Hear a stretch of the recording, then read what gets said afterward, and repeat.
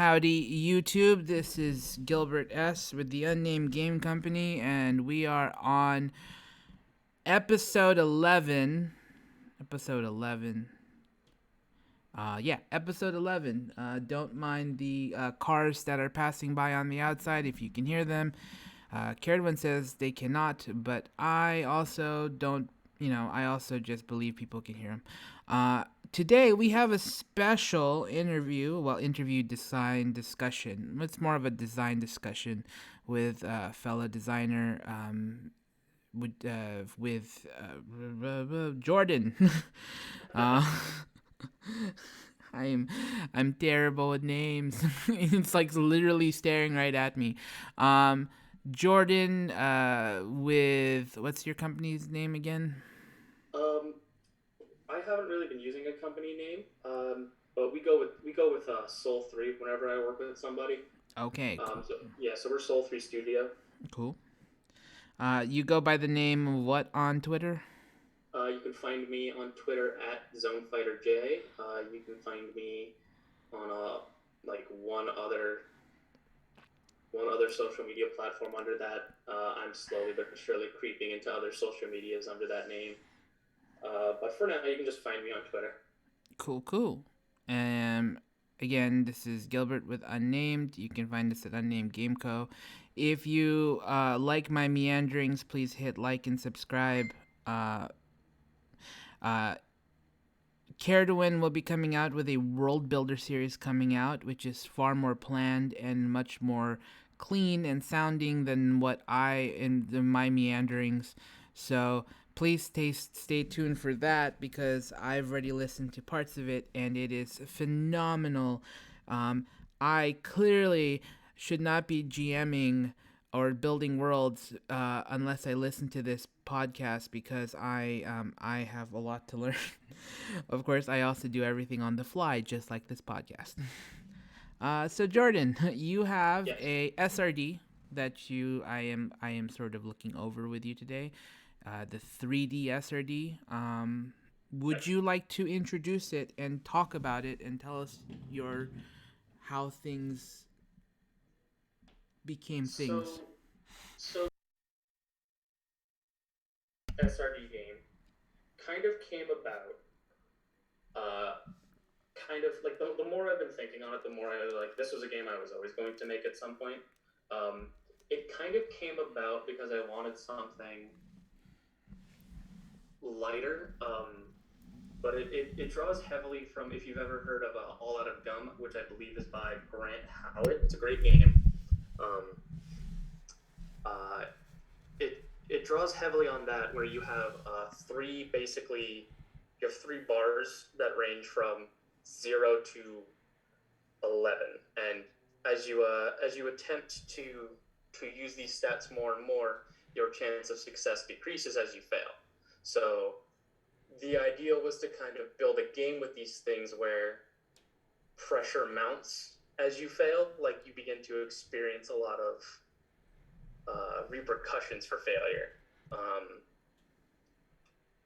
Which in that moment you kind of have to, like, numerically you're failing, but you could be setting up for like a narrative win.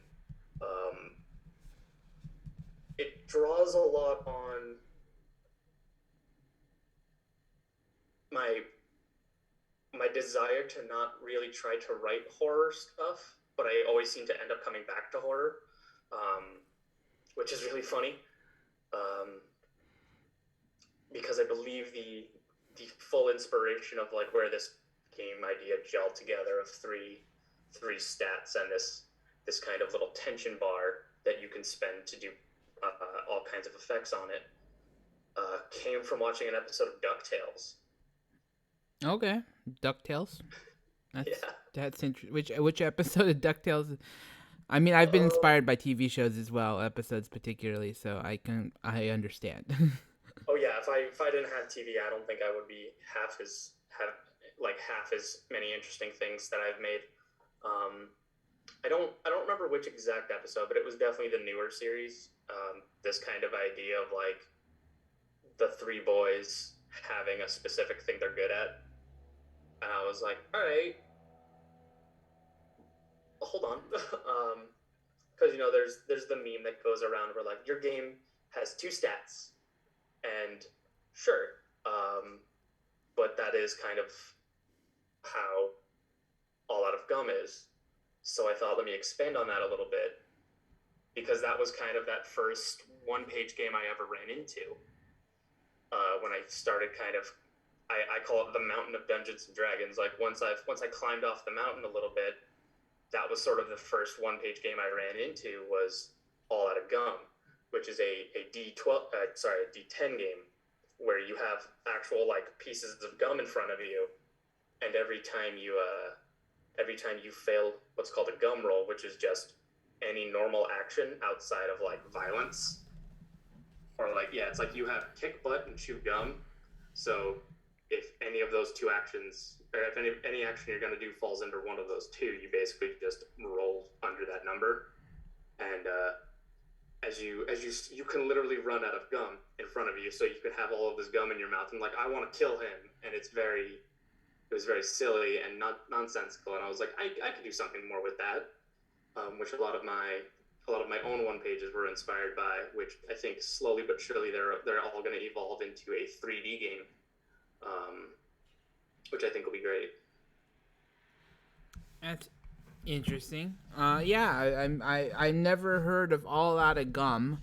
I was sitting here like I'm gonna go pull this up right now. It's Yeah, the magic of the internet. I can actually look stuff up. it's funny because I only found it because he's gonna say the stream show the Critical Role, because that was when I got really started caring about RPGs. I'll fully admit I was part of that wave of people, um, and it was like I caught a few episodes live, and then like after that show they would like rerun some earlier things in the day that they had on their Twitch, and one of them was two guys playing a game about secret agents, but they're also like just like redneck hillbillies, and they would use that system, and it was just bananas. It was so wild and weird, and I was like, all right, so it's not all just like telling Lord of the Rings jokes with like butt humor. All right, okay, I'm into this now. Okay, I see. Oh, this is interesting. I was like reading the rules. I found a set of rules somewhere online, and it is actually pretty fascinating as a game. Did this predate Lasers and Feelings, or is this post Lasers and Feelings? That I'm actually not sure of. That's kind of where my lay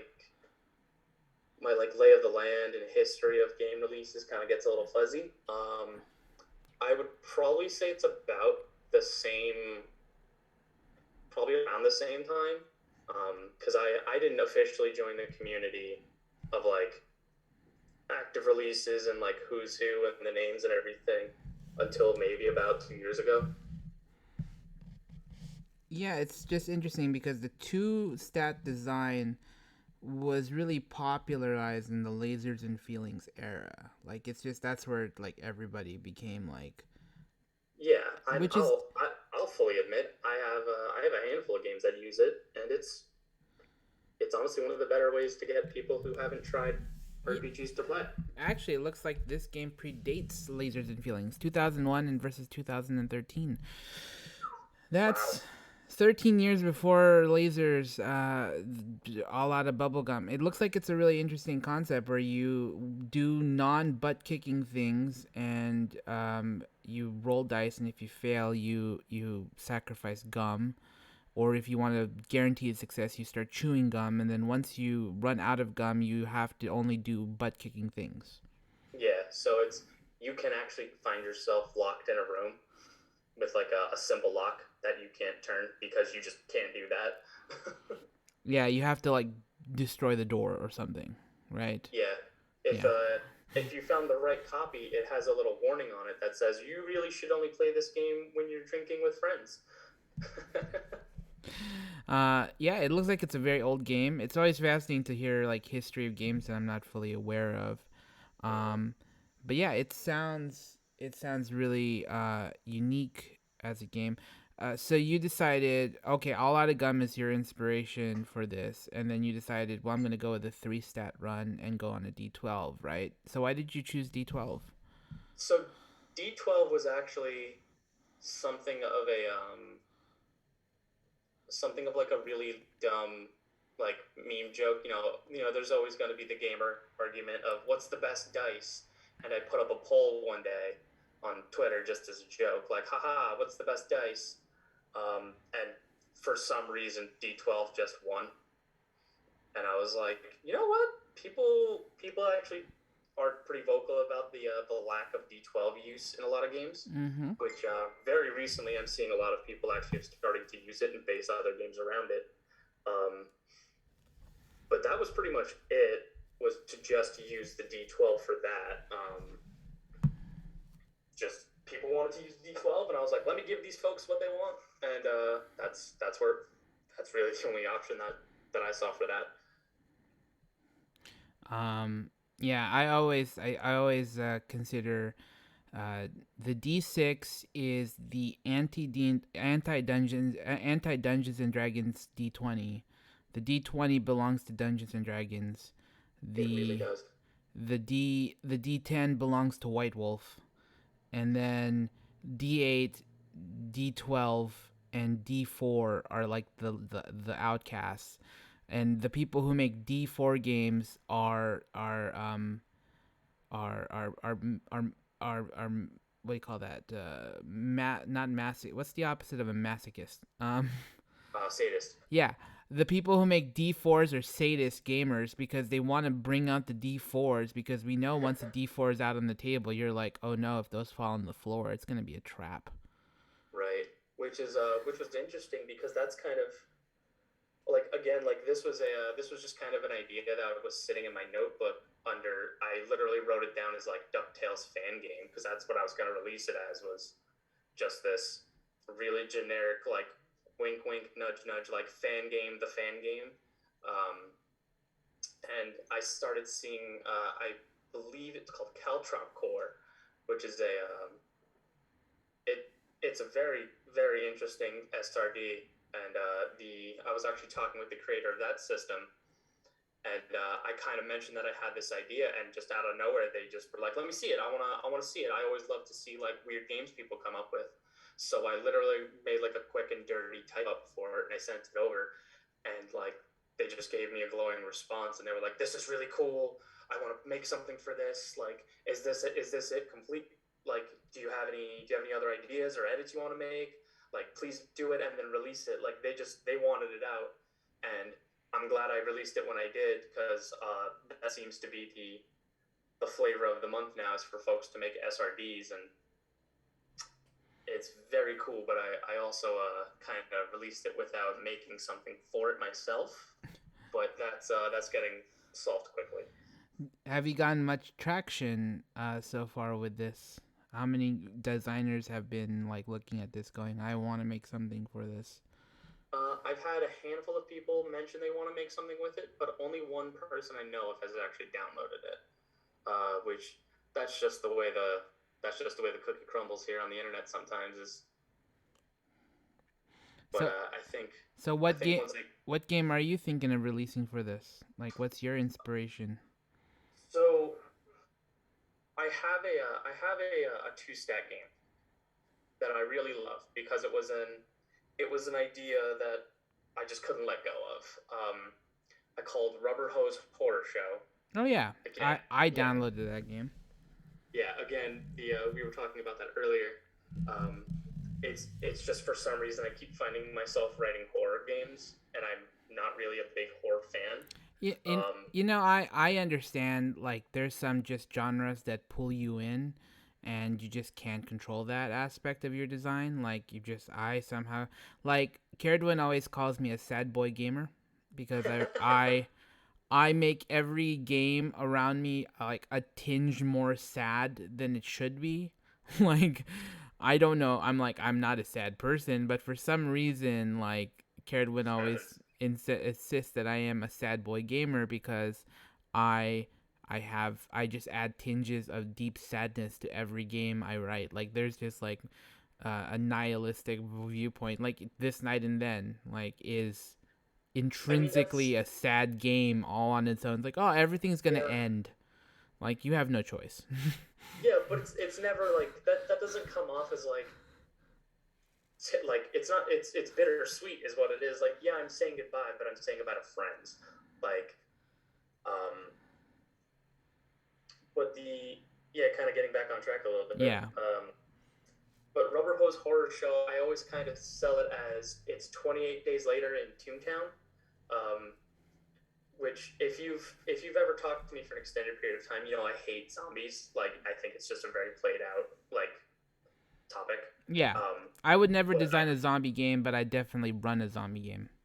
yeah, the idea being, older cartoons have finally started to fade away or rot due to celluloid, like the thing they're all drawn on, just finally falling away, and they can't maintain. So they find older or newer cartoons to kind of steal that. And the idea is that a cartoon can do anything as long as it's funny. We're going with the hard and fast Roger Rabbit rules. So, someone's screaming at you, coming, I'm going to take your skin. How do you make that funny? And, like, be funny under pressure is, I think, a very interesting mechanic. And moving that forward from a simple 2-stat game to this idea of 3 stats, that as you use more and more of them, like, you slowly are running out of ideas and options, kind of helps build that a little bit of tension. Mm. Interesting. And then I have a second one, again, also running into more of a horror theme, but it's very like Japanese style horror, where evil spirits have started roaming around the city and are challenging people to like small random wagers, like, draw a higher card than me out of this deck, and if I win, I get your heart, or like I steal all of your luck, or I get your sense of fear, like little things like that. And I think that'd be interesting, that even if your character loses, like, you can still play the game if you lose the wrong one. But do you want to? And it's an interesting idea I'm playing with, and I'm still trying to get the wording just right. Yeah. That's the games you're gonna be creating are leaning more towards the horror for your SRD, but it is a nice open SRD. From my understanding is so for the people who haven't read the SRD, you have a stat that starts at 11. Is that my understanding? Yes. Okay, you have a stat starts at 11, and you roll a d12. If you roll above the 11, the number goes down. Is it at or above, or it's just above, right? I believe I generally go with it kind of if it meets, it beats in a lot of those situations. Okay. So that's what I'm going with. And then it's a progressive deterioration stat. Yes. It's the notion that in essence it's similar to the game that we created, Corruption. For anybody that out there who's a fan of our stuff and read our game Corruption, it's similar in the aspect is that the failure deteriorates your capability in game. Which limits your capability as a character. And games with deterioration mechanics lean heavier on horror mechanic, because it's the notion that you do less as you progress through the game.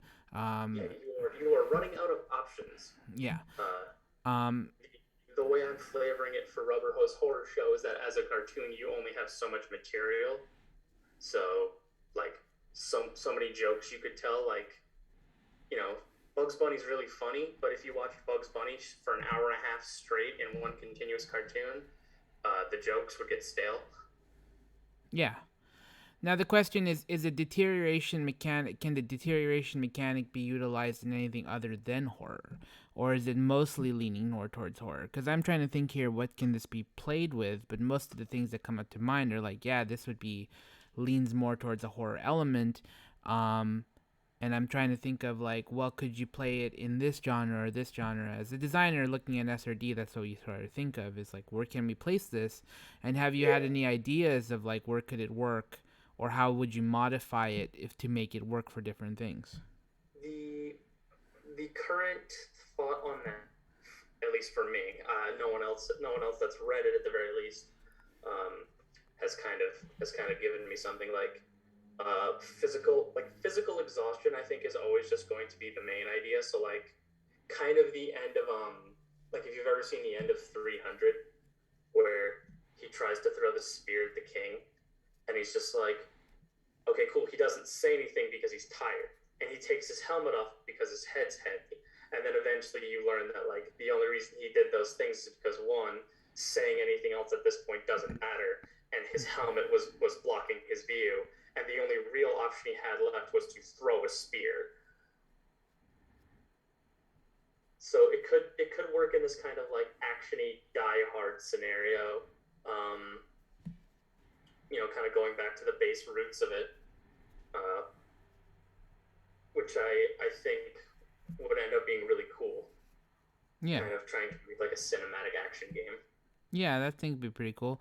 I was actually sitting here thinking, like, while you're talking about movies, I was like thinking, would this might work with? What if you did this as a throwback to Eternal Sunshine of the Spotless Mind?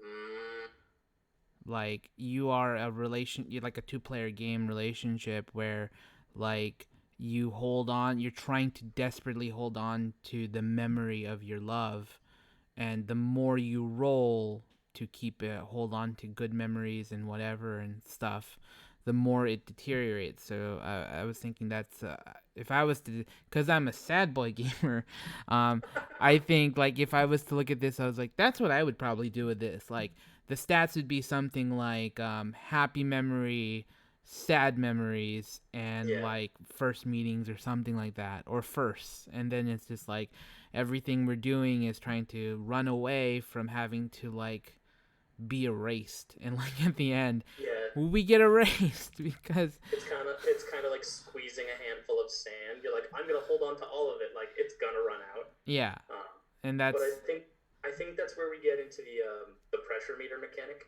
yeah, which is as you fail, you get a point pool, and you can spend points from this pool to either automatically succeed on a roll if you spend 3 points, and if you spend 5 points, you could force a reroll of any die, but you then must use the new roll.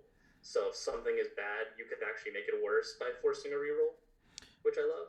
yeah. How do you feel about people utilizing this as like a to use utilize the pressure mechanic as like to add more things you could do with the points? I mean, that would be great because those are the like I of course had like I thought of a few other ideas, but they didn't feel. I guess the word I'm thinking of would be streamlined enough to fit with the standard SRD. Yeah, But absolutely, like this is like I even have something later on in the document about adding more stats that don't fit into those three.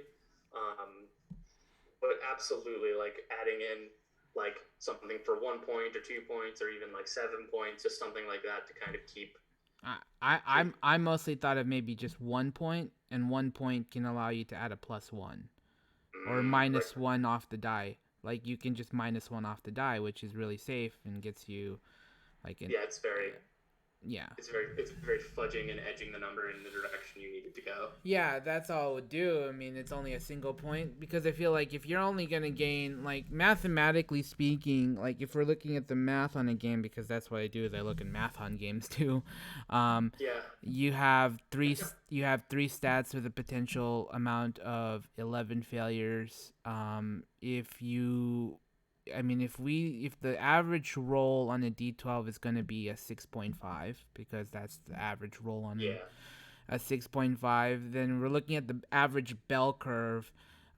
You're going to hit that number sometime after maybe out of like 10 after about 12 rolls you're going to hit the number eventually, like you'll hit 1, you'll hit the 12 you'll need. Yeah. Mathematically speaking, by the time you hit the first number, then then it's exponentially more, but you have to do that on three different numbers. So then you're looking at like 36 roll. You have a potentiality to drop to 10 after 36 rolls. Right. Um, I mean, This is somewhere the within 36 rolls, you're going to drop to 10 if you're doing this evenly across all stats. So, um, sorry, this is just the mental math no. game that we sit here doing. So, like everyone's going to sit here and talk, like, most people are just going to be like, so why did you choose object? And like, no, let's talk about like the math and like, okay, so 36 rolls if you're going to strategically maneuver. But then like after that, you're going to hit, I think mathematically somewhere around 32, 30 rolls. You're going to get to drop it down to 9. Right. This is So, the this yeah. is that moment that I tell every new designer when they're like, "Hey, how did you get started?" I'm like, "I just went for it." But then I always tell them, "You're going to wake up at some point and hear the laughter of your math teachers just in the shadows of the night. Like, you're going to hear every math teacher that you told, 'I'm never going to use this math in real life,' Yeah. and they were right." Like, this is something you've lost. The minute you decide to become a designer, you're proving your math teachers right. Yes, and that's 100% true. So mathematically speaking, after 200 and something rolls, you're now down in the 9 sector, right? Like it's going to take a while Yeah. before you hit those numbers. So, like you'll have after 200 rolls something like, you know, you'll only have like 6 points. And so this game is built for long haul gaming. It seems like to me, like you're gonna play that, you're gonna create an SRD off of this. This is gonna be either you get really bad luck, Right. or you just or Like, so it yeah, could just like crash around you real fast. Like, yeah, because anyone who's ever been at a table knows that like you can math those numbers till the cows come home, but once you roll that dice, that could be nothing. yeah. You could go invariably the other direction. You could take way too short. You could roll that 12 in the first 3 rolls, and then the math changes significantly, and next thing you know you're because now you're down at 10, and now you have to dress, then it changes the dynamics again, and 9, and rapidly, I mean mathematically in the best case scenarios it's going to take 30 something rolls.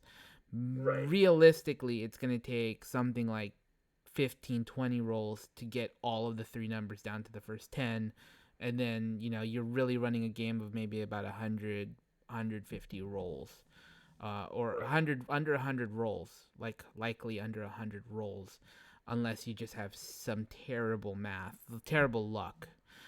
So Yeah. yeah, a game about 100 rolls and under is the realistic of what this game. And then there's always the weird guy that just rolls infinitely well every single time for the next 3 years. Like Yeah. that guy or that person. And then on top of that, there is always just the option, because again, like, this is just a kind of vague document that I put out. Mm-hmm. I didn't really put wording in it. I'm probably gonna go back and put this in now. Is that you can definitely simply remove the three base actions and spread them out to like other things. Like, this is at most a suggestion. Yeah. The thought would be that maybe you'd consider doing one at 11 and then the others dropping to lower numbers. I So, did consider that as like a way to kind of make a kind of pseudo class system. uh-huh. Um, I definitely might put that in as a variant rule, Or kind of further on. having a set of numbers and then dividing them equally between the stats as you so desire. I think Yeah. that's another option to look at. But that's just nitpicking. Really. I mean, no, Um, like, you're right. Like, that's good rules. Like, those are good rules, and I did consider it. But I also considered the idea that someone such as yourself, or another like-minded designer, or even someone who's stepping into design in the first place, would also come up with the same thing.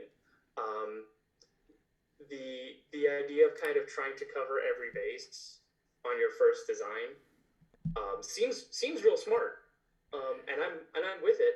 But then that gives you no room to grow on a second standby, Yeah. like a second swing by or a read through.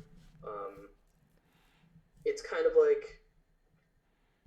like people to not to start that conversation, but like 3.5. Like I finally played a game of 3.5 last year. I played a couple sessions. It's a great game, but it's a little stifling.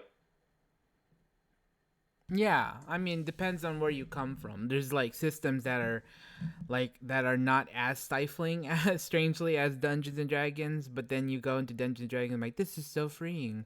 Like Yeah, if you play like Palladium or something, Palladium is like what is ugh. this? This is math like numbers everywhere, and then you Yeah, get it's to like yeah. real actual numbers. Like there's a joke about the about like 3.5 having a book just about grapple rules and another book just about falling down the stairs. Um, Yeah. which is fine. Like there's always going to be room in the space for everyone to play whatever they want to play.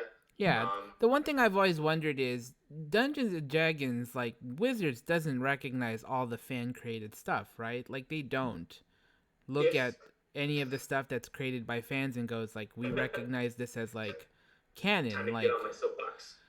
Um, here's the thing: if Wizards did recognize fan things, and if those fan things were on like Dungeon Masters Guild, uh, that little box you click to agree to their terms of service suddenly becomes a much more interesting thing for you to realize. If they if they suddenly wanted if they suddenly wanted to recognize what you're doing, there's a good chance it gets pulled off of the DM's Guild and ends up in a book with a lot of changed words in it. yeah, And I mean I don't like there's a lot to say about yeah. fist shaking at 5e, but I think there's either you're in the camp of like you're in the camp of fish shaking at a D5e. You're in the camp of I loved 5e. I'm also doing other stuff but 5e, but I'm a 5e person. And then there's the middle people that are just like I just don't care anymore. I I think I'm at the I don't care anymore. Um, I've literally I've literally been using the metaphor of it being an actual mountain of Dungeons and Dragons. Like you could be on the mountain for your entire life. There is so much to do and see, and if you dig down far enough, you'll find something incredible and interesting to you. And that's great. Like you can get everything you need on the mountain, but once you climb off of it and like start roaming around the cool wild plains of weird stuff, you'll see that there's like cool other indie games and smaller mountains like Call of Cthulhu or like Pathfinder Yeah. or all these other things. Like it's cool, but at any time you can go right back up the mountain. Like Yeah, and if you like Dungeons and Dragons, like it's not anyone's place to say you should play something else. yeah, Like the thing that frustrates me about like other designers is their call out to be like, "Why don't you want to play my other games?" And I think they're just like, "Look, this is a hobby. This is something we yeah, do for fun. I I don't like to rock climb. Like yeah. you're You're like not gonna my time is limited. Why do it with a thing I'm gonna be mediocrely enjoying at? yeah, like I'm not gonna go rock climbing. I'm not gonna go. I don't really enjoy hiking. Like if you Yeah, ask me, like, okay, on my free time, why don't I try those things? Because I don't want to. I yeah, I get a weekend to go hang out. Like I'm gonna go play the game I want to play. I don't need to make a reason for what I'm gonna do. yeah. I And it is this is fun. it is kind of a weird like learned mob mentality behavior, like 100%. I do catch myself sometimes. I will fully admit, just today, like somebody was talking about releasing some big IP game, as opposed to just using the IP system they made from scratch for it, and I was like it was weird. Like I'm still kind of like getting my own thoughts about it together, just because that's where I am. But it was like, if you went through the trouble of making a game specifically for this IP, wouldn't you wanna? But why just use 5e then? I don't like. Wouldn't you want to champion your own work? It's which also comes from a place, I guess, of like a little bit of like, I don't have a contract and like a big paycheck hanging over my head and a client asking for, X, Y, and Z. So Yeah, it's unfortunate though, but like a lot of the best creatives, some not all of them, but like a lot of the best creatives are locked up in that D&D sphere, and not that they want to be locked up in that D&D sphere, but because they want to make games, that's where yeah, money is. Like, we're not it, going to sit here and pretend like if I wanted to start making money, if Carradine and I yeah, were adamant about like, okay, we're going to start making money. yeah. You um you could have a D&D source book out in like 2 months tops. yeah, Carradine and I, with our speed and our collective capability, we could just run gamut on it. Um, I mean, there's people that have like literally form fillable like monster stat blocks that you can just punch in and it'll just math stuff out for you already. yeah, Like, it's basically been automated by fans at this point. yeah, and you know what? In all honesty, is like that's cool. Between the world building capability of us two, we know we can fully go in that world. And I know we're Mm-hmm. stepping away from the SRD discussion, but this is also a designer's discussion. It's always good to just It talk with a is. fellow designer. It is. So if you're listening to this and we suddenly hijacked the conversation and we're now going into something else, well, Yeah. that's what we do here on this podcast because Yeah. you It's very interesting because I also just recently released like probably the only one 5e thing I'm ever going to make, and it is just a plain text document of all of the 5e homebrew items I never got to give to any of my parties. yeah. And I love to be clear, and I always tell this to people. I started in 5e, like I started in 3. I started in D&D. I started in the 3.5 era of D&D. I started in board game D&D back when I was 8 years old. Like I am a D&D person in my soul. Like that's where I started. But I'm also like looking at it going like I don't want to make D&D stuff because it doesn't speak to me for me personally. Yeah, Um, it doesn't reach out to you. There was actually someone's like 12 tweet thread I was reading earlier today. It was them having that same like discussion with themselves of, it would be easy to just make another 5e podcast, stream game. It would be easy to join the noise and just, be part of the flavor. But that's not the story they wanted to tell. yeah. Is their exact words? That's not the story I wanted to tell, and that's not how I wanted to tell it. And I'm glad I put my foot down and told it the way I wanted to tell it, and so did my players. And we had a much better time than if we had tried to tell it through 5e.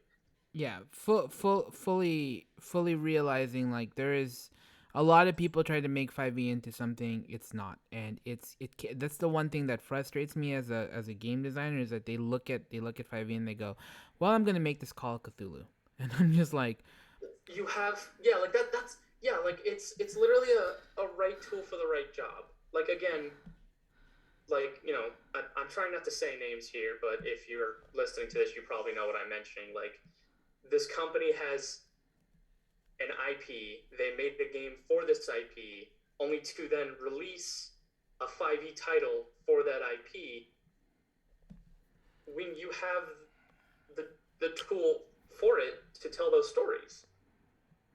yeah, uh, And like that, it was, I think, like, on it now, like, just during this discussion, it comes off more as, I think I'm just confused as to, like, you made this, why would you not want to champion your work? yeah, 100%. And I've sat down with like I was talking to a while back, and I was talking, and this is instead of commenting on your thing, but sorry. But I was just thinking about this player I met at an RPG meetup, and they were a very big 5e person, Mm-hmm. And I was talking to them like, oh, so like, what do you like about 5e, or what's your thing, like, because I'm cool with 5e. I don't mind having those conversations. And Yeah, like welcome the new gamer to the group. So I'm like, yeah, what do you like about 5e? Like, we don't play 5e in the RPG group, but like some people want to play 5e. So I'm like, cool. There is an adventure. There's a D&D group locally, and some people go to the RPG meetup and want to play 5e, and Rohan's like, well, that's kind of the other group. You should go there. But I talked to them, and they were like, well, we don't really like to go to dungeons. And I'm like, okay. Yeah, we don't really like to like do the. We like to mostly just RP our characters and like that's fine because like there's and talk about stuff. But I sat there going like, but that's not 5e. Not necessarily. They don't really have like charisma discussion politics rules. yeah, like there's that idea. I'm trying to like keep the internet poisoned bitterness out of my topic here. Yeah. Um, again, like I'm trying to. There's like certain shit I'm trying to unlearn. Um, Yeah, but there it's is very hard not to go down that rabbit hole. yeah, And there is the quote unquote the three pillars of D&D. Socialization, exploration, and combat. Um, and if you depending on who you talk to, those like two of those pillars just don't exist. Like 5e is just a combat simulator with some like really bad social systems tacked on, yeah, which I mean, honestly, yeah, but there are even people like, and it's even in like the goofier podcasts I do listen to, where like somebody created an entire like social combat system from scratch that had nothing to do with how 5e combat works, and it was literally more of just like a 5 out of 7 skill check. Um, but that idea of like at that point you really got like maybe just play something like I mean even Fantasy Age I'm still not too deep into. Like I'm looking at the book on my shelf. Um, or just do what a lot of us do because how we got into it. Make your own game. yeah, I mean there has to be something. Like there has to be something. Like if you're at that stage where you're developing a whole new mechanic to tack onto 5e, like you've just created a new game. Yeah, like that 100%. This one I will name because Dark Souls. The Dark Souls into 5e, and I've looked at every breakdown of it so far. Um, they're like, yeah, we wanted to make it feel more like Dark Souls, so we removed all of these large parts of it, and it's like, then just not, don't do that then. And then with some literal light googling, you can find out that there is a professionally made almost it's like almost fan adjacent project that's professionally made for a Dark Souls RPG, even down to like the emotes. So like people at the table can just have a non-verbal game where they just do the emotes from the game at each other to communicate. And like the game is completely different from how it would be in a 5e game. Like it's very tactical. It's a little bit of number crunchy, but like that's a Dark Souls game. Like it catches that feeling of managing all those numbers real well. And I'm just sitting here thinking like, was it just cheaper to just paint 5e? Yeah. I completely understand the idea. Like you want something that's gonna sell. That's the market share. Yeah. That's kind of the awful truth a lot of designers do need to face is we're not making art. We're not posting poetry in a salon, in France in 1920. We're making product. We're making toys for adults to play make believe with. Yeah. I mean Anyways, there's the what some people don't, and this is a business. Now I'm going to jump into a business perspective here. right? One, there's a market saturation that D&D is going to eventually approach. Like there is a finite number of new products and new designers that Mm-hmm. can come out and be profitable. Like you're first in, if you're the first ones in, you're making money. But you're the last ones in, you're not going to be making nearly as much money later on. And Yeah, we're going to approach the apex of things where it's not going to be profitable. It's just a reality. We understand this this. is yeah, like this is 100% like a question of the market and Yeah. like the industry. Yeah. And it's great and it's cool that all these people want to like do this and that, but like then we always eventually cycle back to the question of, hey, 5e has these problems.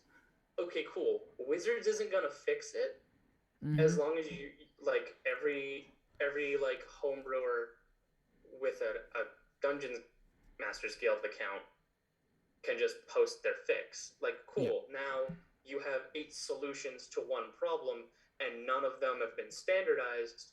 So no one really can agree on what's the proper fix, which is why you can go Google Ranger on Dungeon Masters Guild, and there's just 8 versions of the revised Ranger, Yeah. and nobody can agree on which one's the best one because they all do something different. And pretty much what you're doing for wizards is just solving their problems for them. They don't have to pay you to write that. Right. They don't. They've created a scenario where the fans are paying the fans to solve their problems. Yeah. And they've also, and I've always said this too, like the Kickstarter stuff is also problematic. It's the fact that Oof. we're all just passing money back and forth to each other. Like, Yeah, we are rotating the same $5. yeah, like I am paying you $5 for your Kickstarter. You're paying me $5 for my Kickstarter, and eventually, the market, the legit market, the one that's out there that we're all based off of, is going to tank, and that $5 is going to go away. And Yep. you're somebody at the very bottom of that Kickstarter poll, the one that had given their $5, is not going to get their $5 back. Nope. It's It leaves our ecosystem. Yeah. And the thing about it is, every time you put, so I put $20 into the Kickstarter, and this is what some people are like cannot fathom, is that I put my $20 into Kickstarter for you, and then you take that $20 and do it for me, but it's not $20. Kickstarter took $4 off of it. You're Yeah. really giving me an extra $4. Now you're $24. $24 Right. is entered the ecosystem, and then that's gonna get taxed down to 16. Like, and then now you're putting up. By the time you get to the fifth person, you've doubled your. We're now spending twice the amount of money, and Kickstarter's just making more money. Um, Right. It's insane because I don't know if you saw this because I know you and I run in similar circles on in Twitter. We have similar orbits. yeah, Somebody got offered 20 grand in Ethereum cryptocurrency to basically have one of their games making fun of NFTs licensed and be made into an NFT. And they thought about it. It wasn't a no, it wasn't a yes, it was let me think about it, which was then immediately followed by, I believe, an hour later, a very long post about how hard it was to say no. And I'm gonna be honest, I would if take I that get money. yeah, like if I get that offer, I'm a try real hard to be like, you better give this to me in USD, otherwise I'm gonna say no. No, And if I'd be like, here's my Ethereum wallet. Go ahead and send it. I'm taking a 20K run, and I'm done. Like, I'm we are there's I'm only gonna say this like for a small second.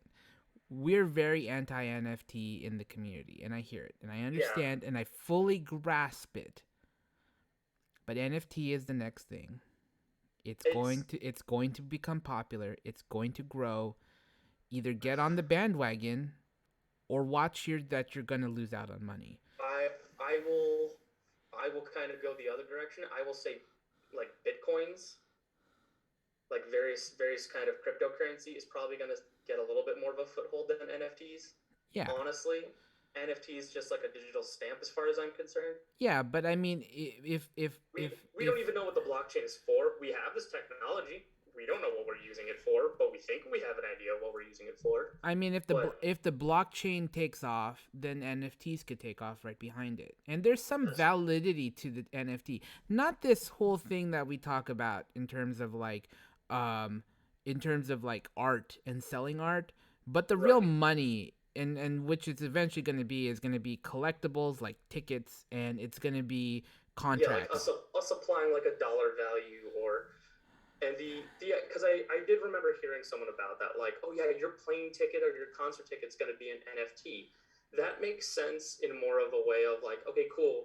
So nobody can like make counterfeit tickets and Yeah. scalp them anymore. Yeah, I now think now your I Gen think that's what Con, they're leaning yeah, towards. your Gen Con pass will be on a phone, and you're gonna go to Gen Con, and you're gonna be like, "There's my Gen Con pass," and you're like, "Cool." It's scan. They scan it, and they're like, "Okay, cool. Go into the vent," and you're like, "Cool," and Yeah, there's like no way to. it's legitimate and like that's fine.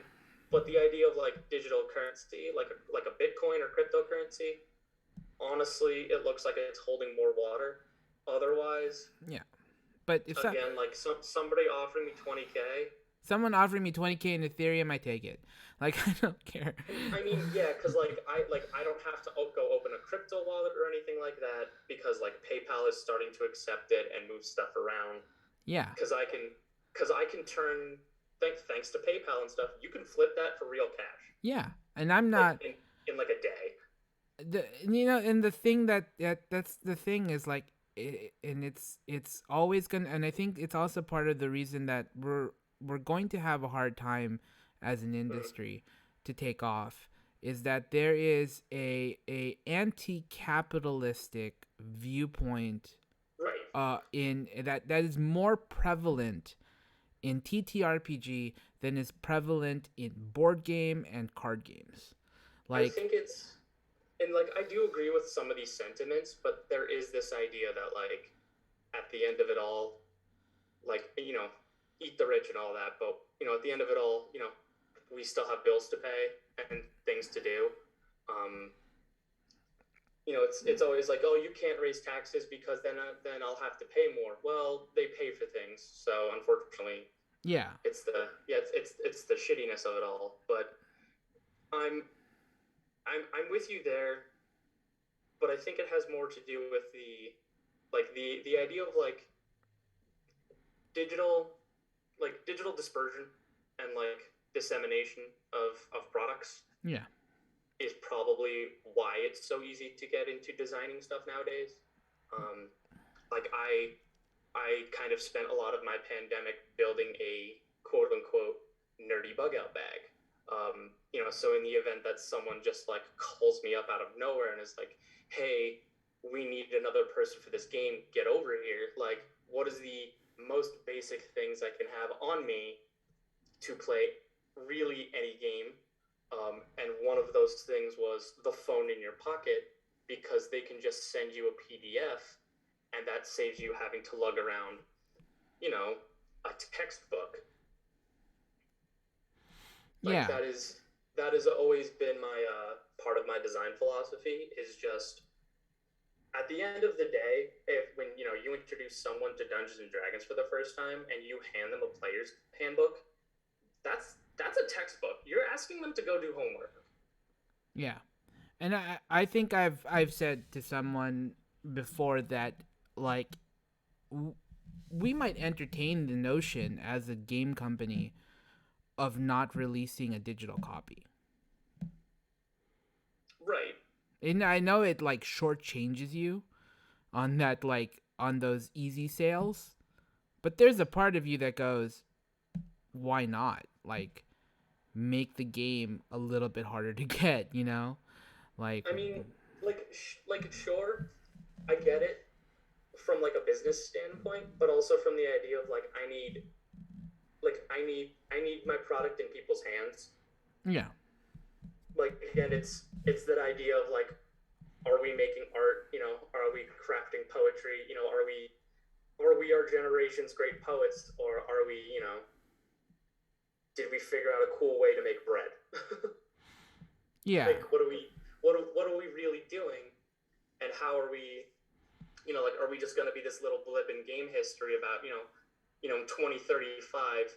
Is there going to be some book got kickstarted about like, oh yeah, the pandemic indie eruption, or are we what are we doing? Because I have a longer form game that I've been making for the better part of, I want to say, 7 to 10 years, basically since like month 3 of me being into D&D. It was kind of like my first idea of and I hate to call it what it is, but like the more I think about it, the more it's true. Is that it was my attempt to quote unquote fix Dungeons and Dragons by having the numbers. Like I find large numbers in RPGs and video games ridiculous. Like, oh cool, you hit somebody with a shotgun. It did 12 million damage, and their health bar moves like a little bit. Like, then what's the point of it doing 12 million damage? Like, why is this number doesn't need to be that high? I totally want to make a game where you can do 12 million damage, but that's just me. Right, right. But like that's the joke is like, okay, cool, 12 million damage becomes the standard amount. Then like, what is it for? Like, kind of reduce it all down to He's over level 9,000. yeah, like so, like all these memes, they're ridiculous. Um, but I think I just kind of like boiled and trimmed away a lot of the fat, and I ended up with something really interesting that has then kind of further evolved over now. And I have, like I've got a character sheet for it. I've got decent rules. I basically just need to write an adventure it would ship with. I have an idea of what like a cheap cover would be, and the idea that I could make physical copies of this and just hand this out to my local game store, I think would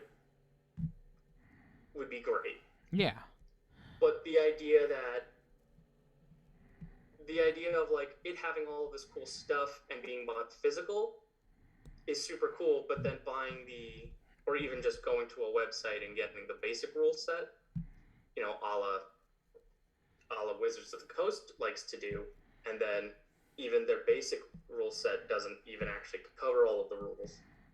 Yeah. Which that's a little fist shake I'll do right there. Yeah. But I mean, like you're not wrong with this idea of like, oh, let's just do a physical only release. Okay, cool, but then like you guys are based in one specific area. How do you get it to the rest of?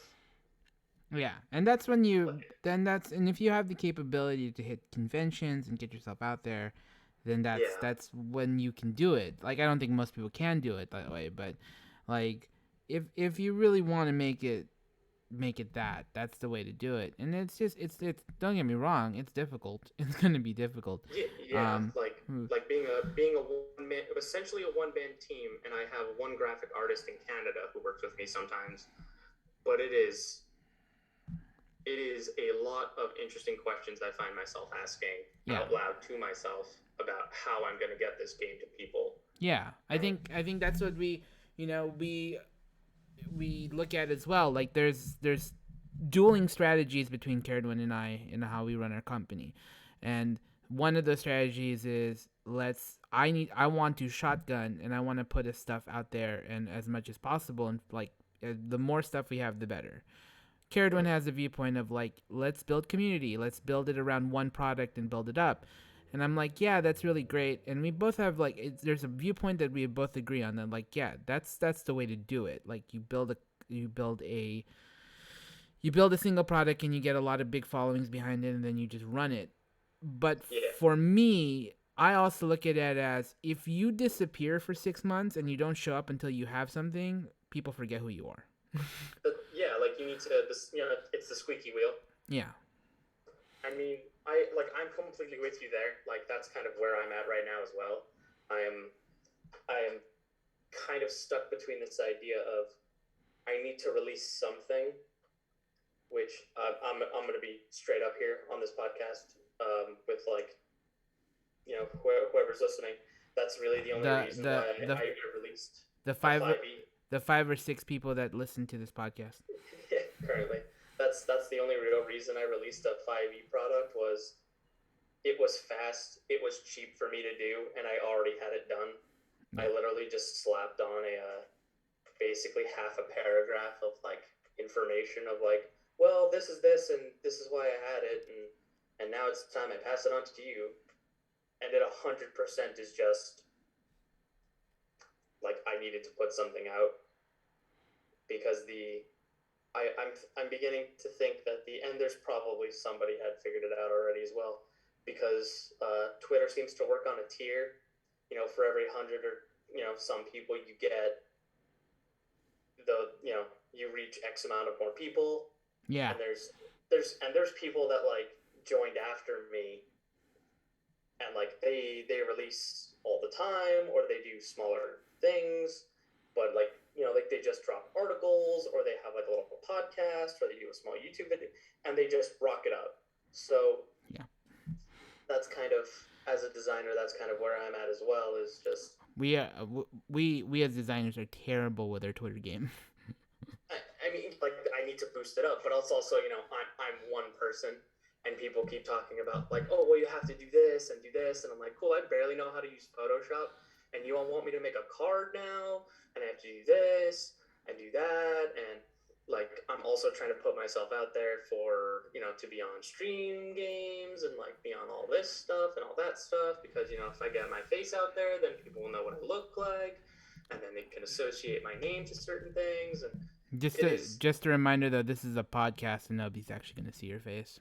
I know, I know. Like I have no problems with people seeing my face, but it's just this idea of like being a one man dev team. Like from my perspective, has actually been really interesting. But if you had told me at 10 years old that at 31 I'd be designing, doing layouts, editing, trying to source art, marketing, all of these things by myself, I think my 10-year-old self would have called you a weirdo. Like this idea that we kind of like we willingly put ourselves in this situation is, it's so interesting, and then we kind of have to reconcile it with the idea that at some point, because I think of just the country we live in, that we need to be able to make some amount of money off of this. Yeah.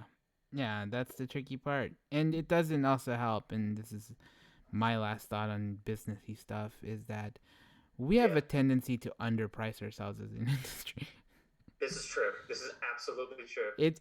When you see a game that is clearly worth $80 to $100, Yep. $80 to $100 being Mm-hmm. sold for $15, It's nuts. you know what it does to the rest of us? It drags all of our money down. Like, it drags us all down.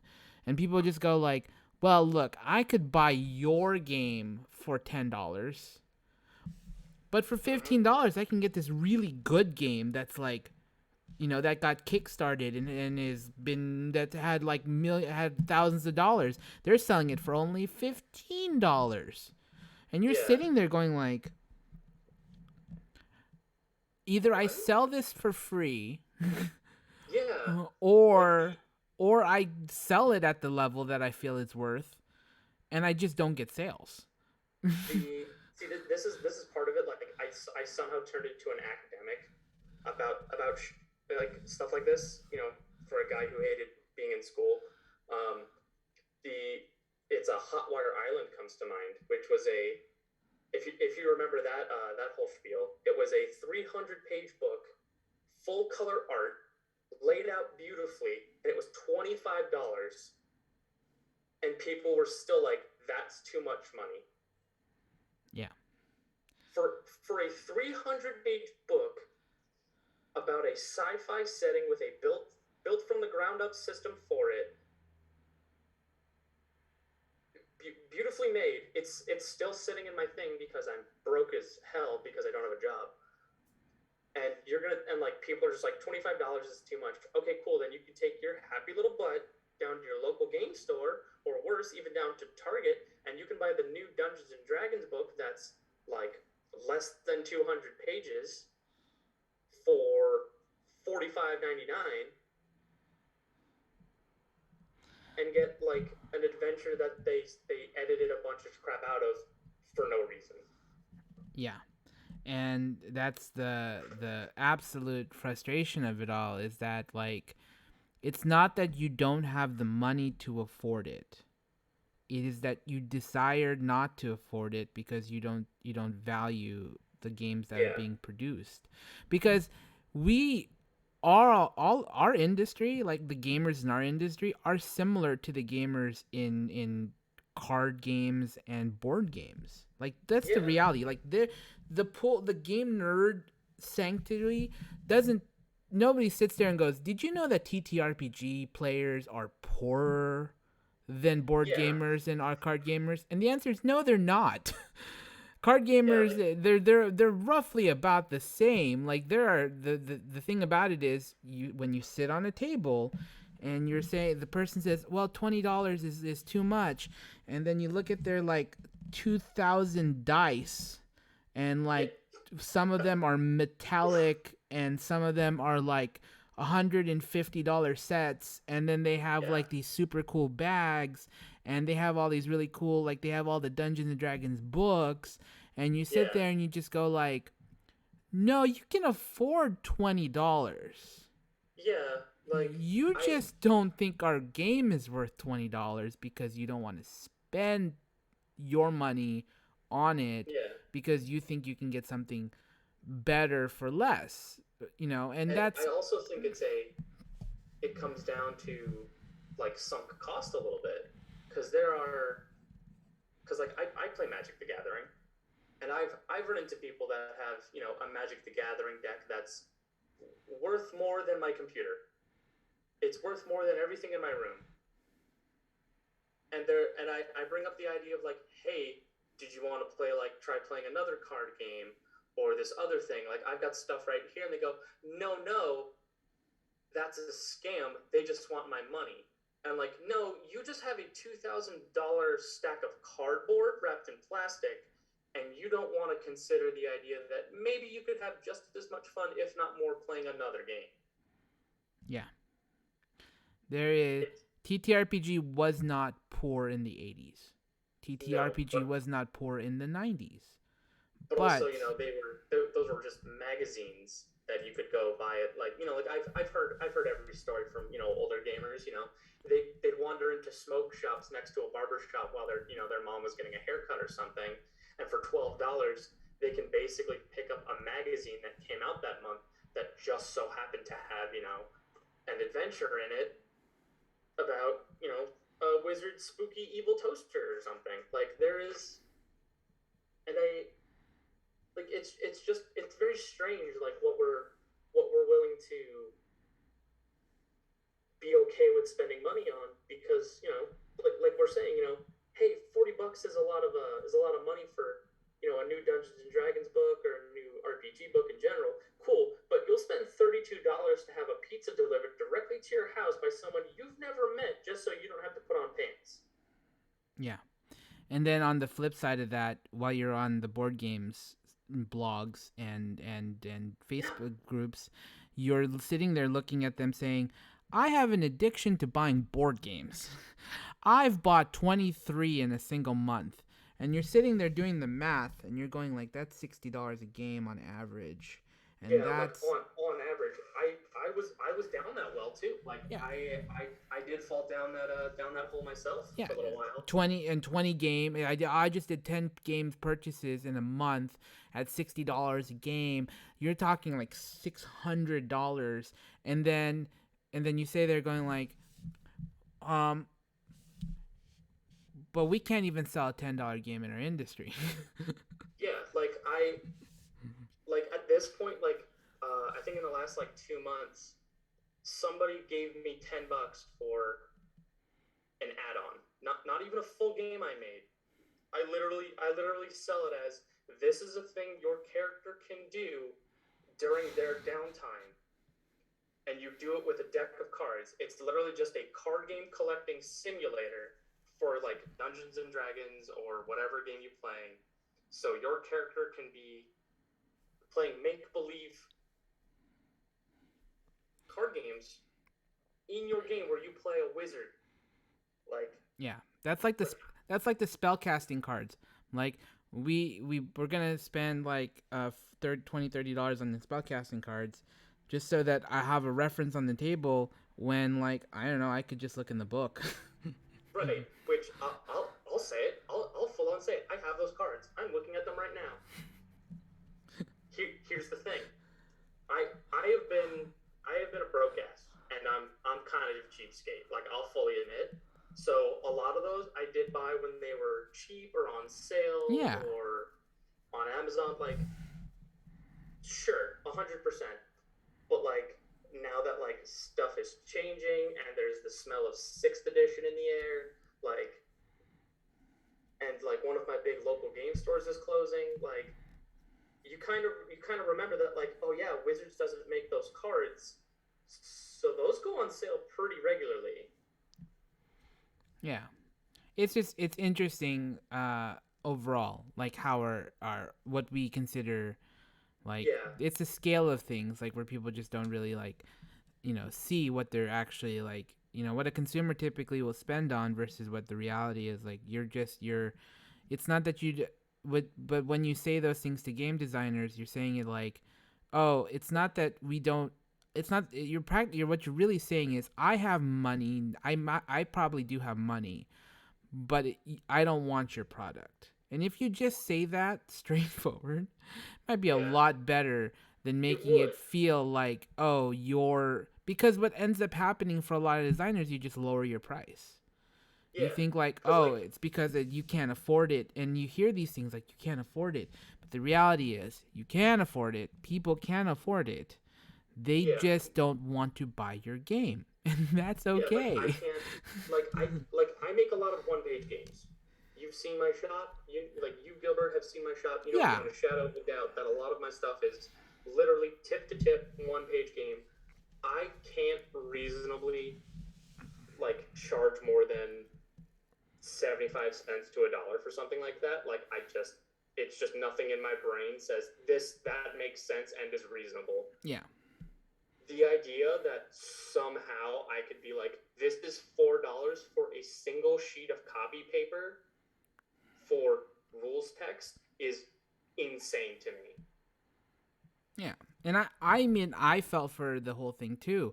When we were selling This Night and Then, it was like, it's a 15, 12 page game. It's fully, laid out. It's got art that we paid for, and writers we hired to put into the, to be part of it. And we Yeah, put real money behind this thing. And I put it out at $11 because I felt, yes, 20 is too high, but 11 is about a fair deal. And like, we got no bites on it. And there was people that were like, it's too expensive, it's not that, and I just was like, cool, I'll give it away for free for 2 months. yeah. And it just it and it's something that really hurts game designers like mentality, because they think that they're overpriced, when the reality is they're not overpriced. They just don't want your game, and we have to find new ways to market our games. And I think that's what I've been looking at recently, is that we don't have like a purchasing issue, we have a marketing issue in our industry. Like, Yeah, there's always going to be that idea of like, hey, did you want to try this game? And someone just goes, no thanks, I'm pretty entrenched in Dungeons and Dragons, thanks. And it's yeah. like, But it's also kind of our fault, because there's a lot of game designers that launch a Kickstarter, right? right. What happened to that game? Yeah, I think I have kickstarted one book, and it honestly was a conversion for the Cipher system into 5e. Yeah, but a lot of people like will release a game, a good game that they spent tons of time on, tons of money on, and then And what? we'll never hear about it. Yeah, we'll Yeah, never hear about it. and then you just say to yourself, like, if this is your game, like if this is the game that you want to build, the Kickstarter is the start. It's the start, not the end. Yeah. What you need to do is you need to go out there and start grinding, like Mm-hmm. getting people to play it, going to game stores, getting it in stores. Kickstarter is to the initialization of having a product so you can start moving it. But a lot of people look at a Kickstarter and just go, "This is I've climbed the mountain. I'm done. I've made my money and I'm good." But the Yeah. reality is that if you want to be the next Dungeons and Dragons, if you want to be that, you can. You just have to be grinding for it. You have Yeah. to. It's It's got to it's be a gotta be your business. morning noon. Yeah, it's your morning, noon, and night.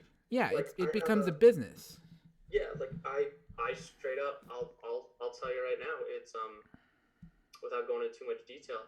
I'm working with someone right now, and a lot of my stuff is going to end up in a collection with a lot of other indie folks, and it's going to be sold through a local game store, local to the person kind of putting this idea together.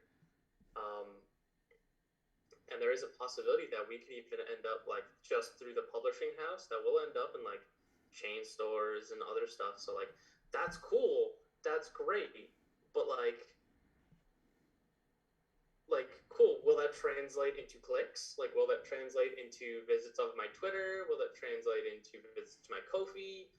I don't know. Yeah.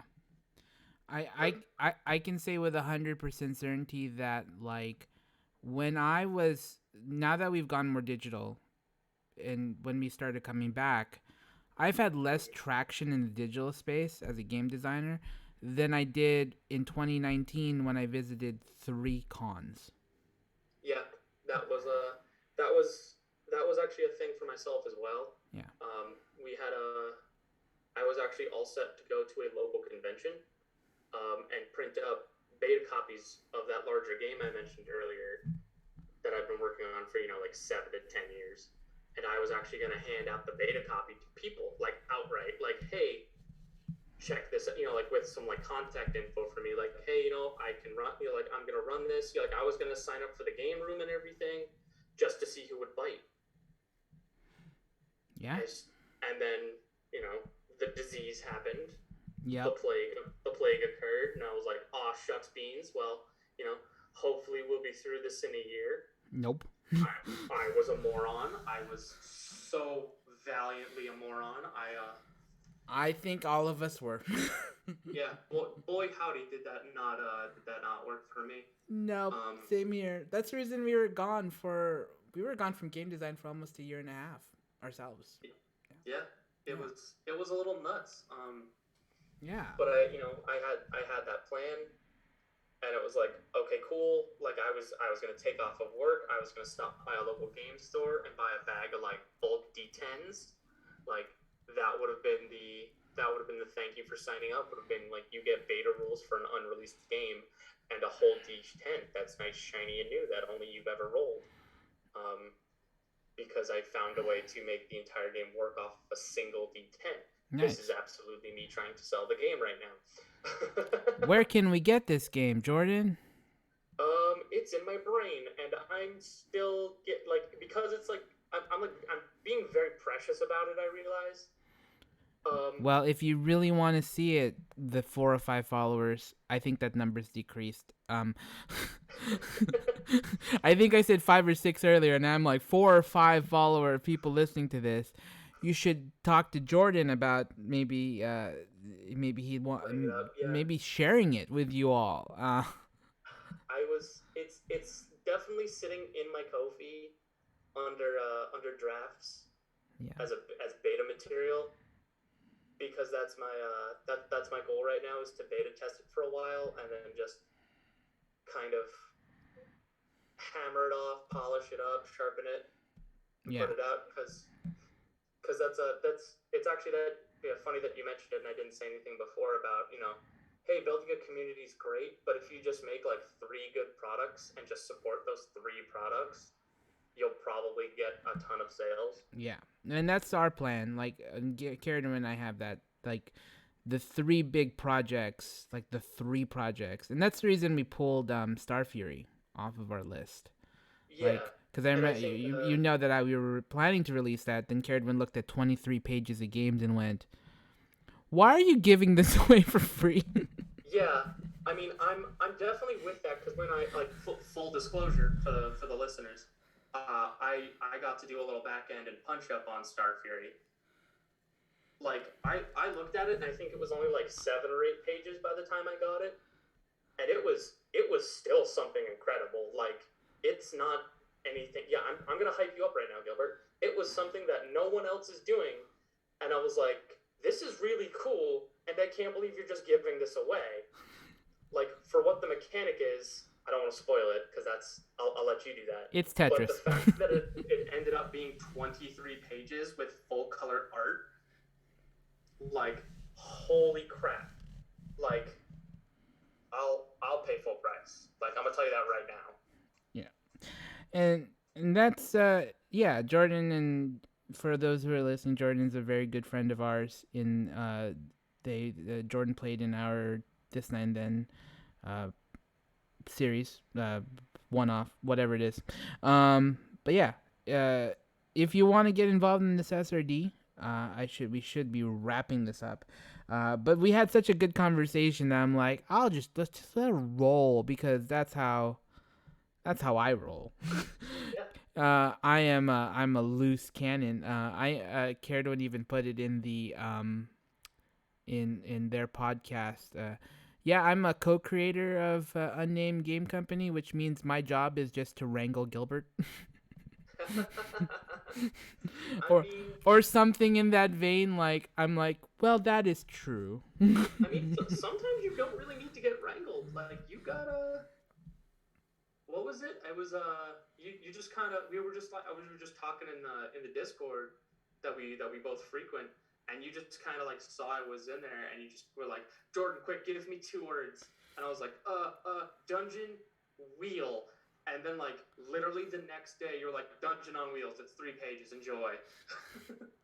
Just to be clear, like the reason I had to do that was because we had just pulled Star Fury, and I was just like, I need to put a new game for 31 Days of Games, and Karen was like, okay, whatever you release has got to be 3 to 4 5 pages, and I was like, oh, okay. I mean, like, the fact that you could just, like, swamp that out real quick, like, I wish I could do that. If I could do that,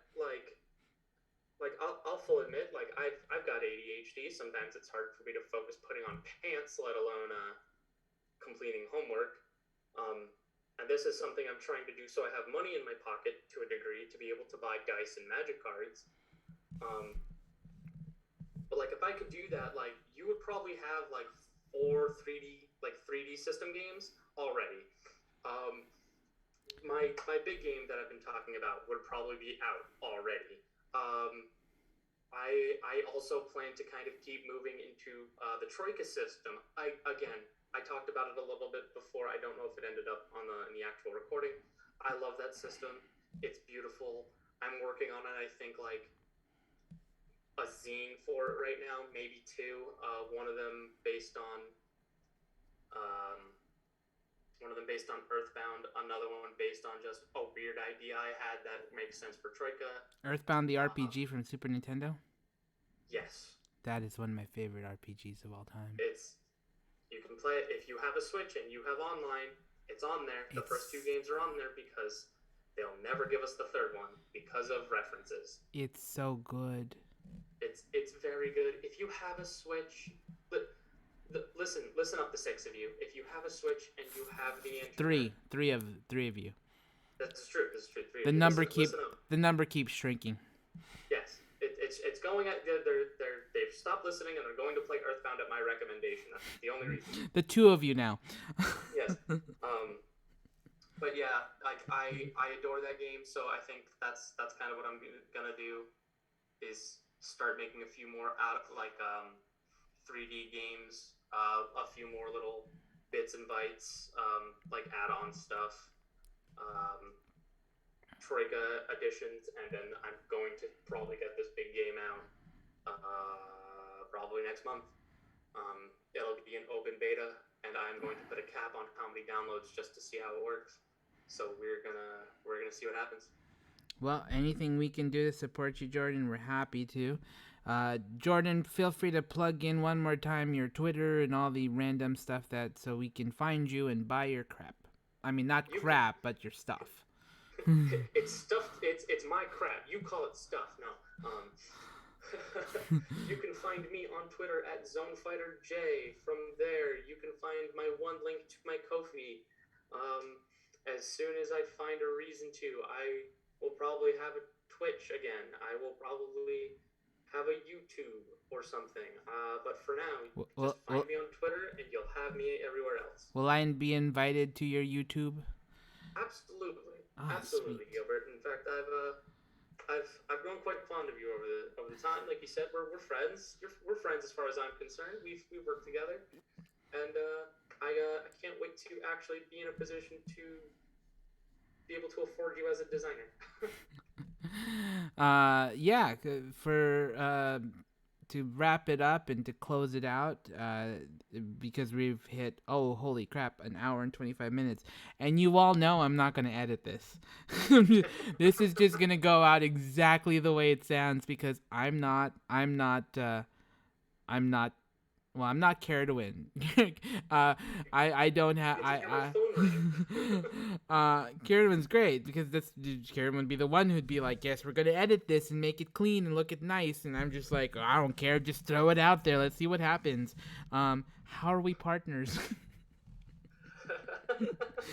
Kieran puts up with so much of my crap. I'm terrible.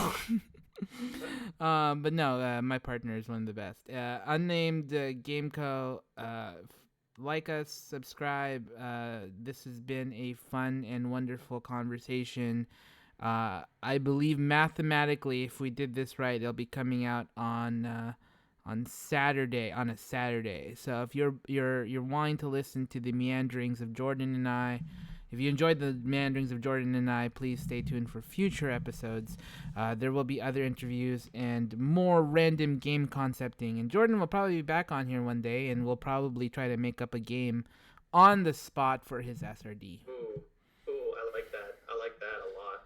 Where might I, me, an egotist, find this podcast to listen to my voice?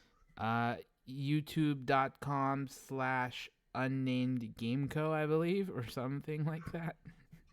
Look Cool. for our wonderful channel, Jordan. Other than that, thank you so much for listening or fast forwarding through this, the one of you that's left. I